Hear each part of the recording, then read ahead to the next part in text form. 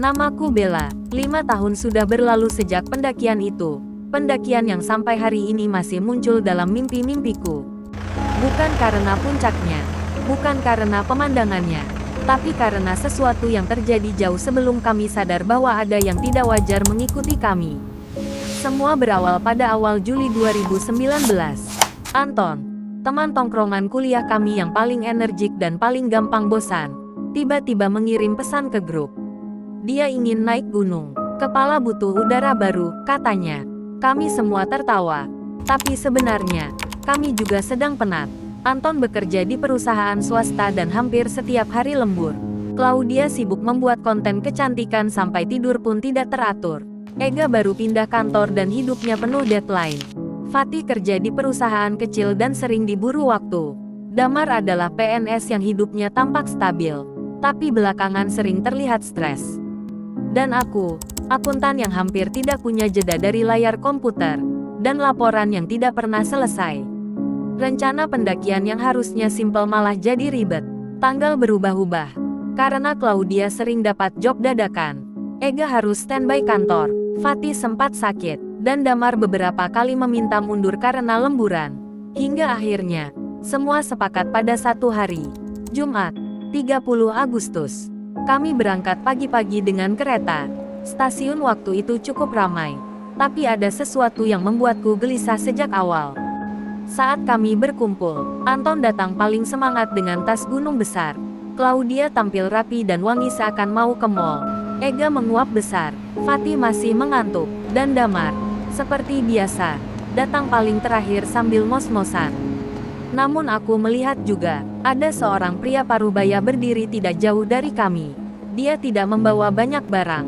Tidak tampak seperti pendaki. Dia hanya berdiri, dan menatap ke arah kami.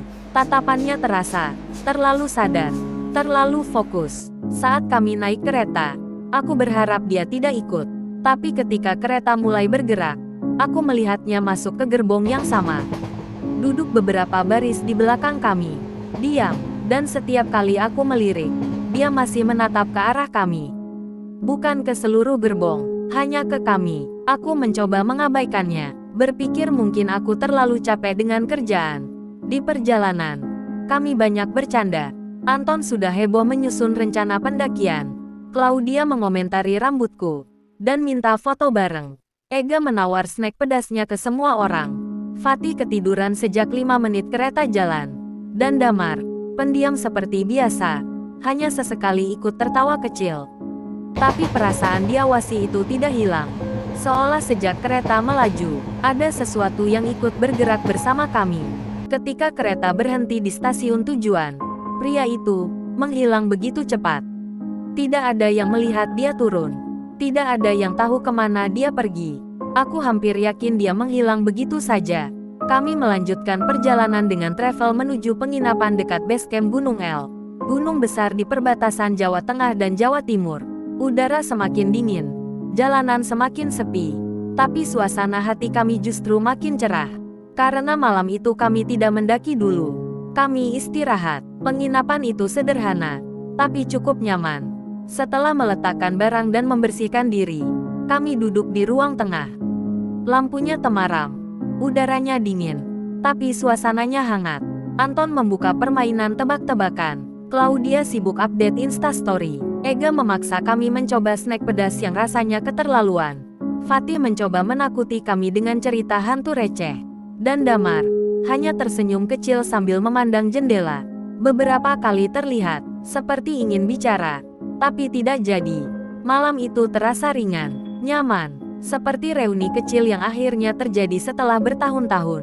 Tidak ada yang tahu bahwa malam itu adalah malam terakhir kami merasa tenang.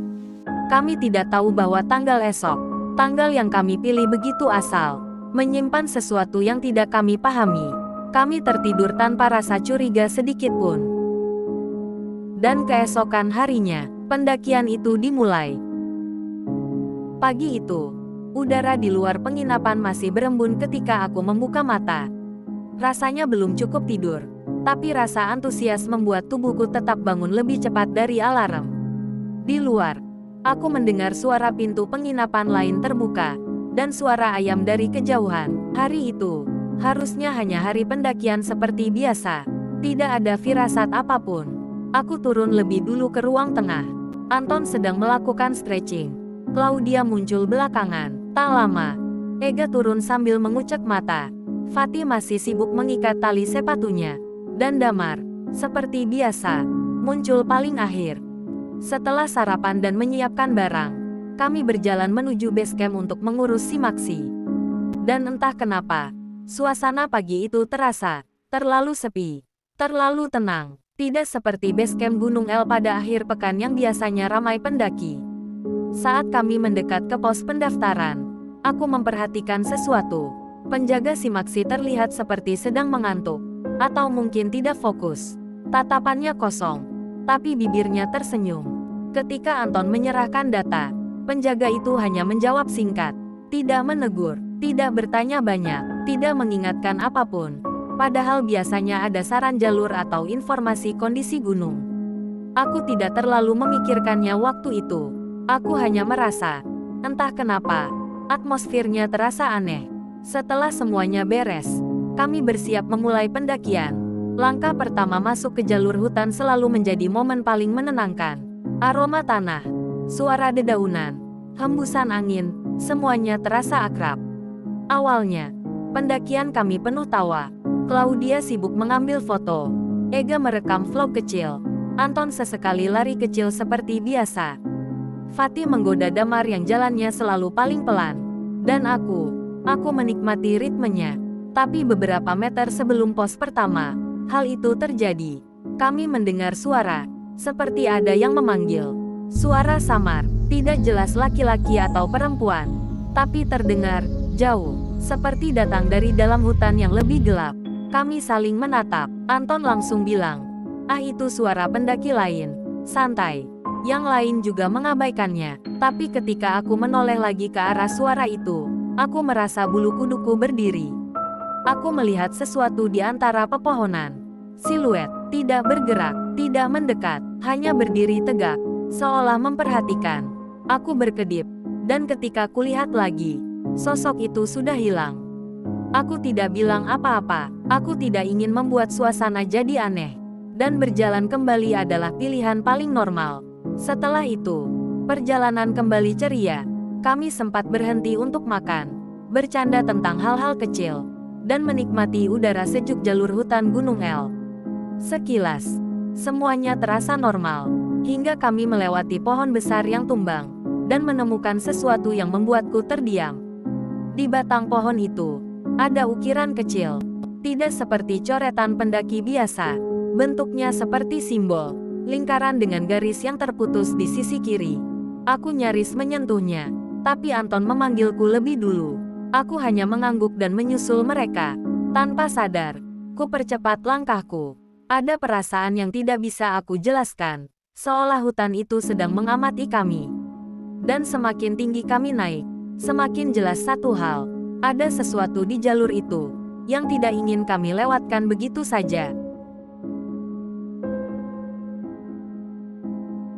Setelah menyusul teman-temanku, aku mencoba mengalihkan pikiran dari simbol aneh di batang pohon tumbang itu. Tapi bayangannya menempel di kepala. Setiap kali angin menggerakkan daun, aku seperti diingatkan lagi pada ukiran itu, terlalu rapi untuk dianggap coretan iseng. Jalur mulai menanjak masuk ke hutan yang lebih rapat. Pepohonan tinggi menutup langit sampai cahaya tinggal garis-garis tipis. Suara langkah kami terasa lebih jelas daripada biasanya.